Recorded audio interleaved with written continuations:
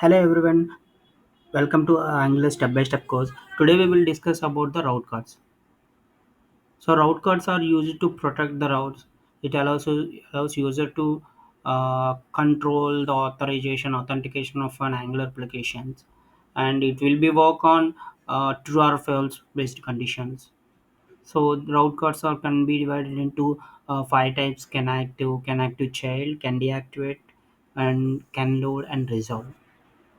So these are the different types of route cards depends upon the different use cases in Angular applications. Coming to the Connect 2, it checks the activated route or not. Can activate child checks the activate a child route or not. Coming to the can deactivate, if user can exit from the router, it will checks the can deactivate route. So can load checks the lazy loading, is it load or not. Coming to the resolve, it retries the data from the uh, server before routing activating or not.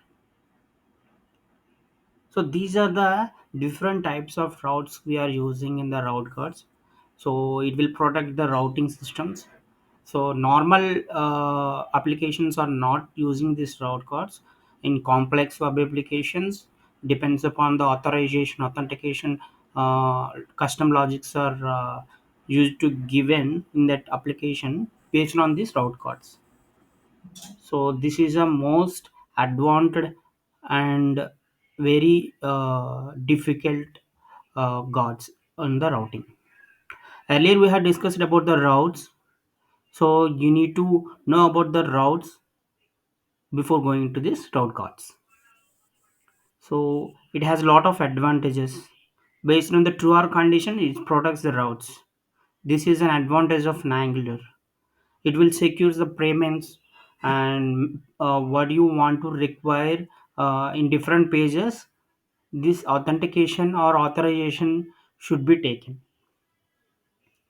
So in detail we will discuss with different routes, can activate child and other. So each will be discussed with an example in separate videos. Please watch. If you like the video, please subscribe. Thank you for watching.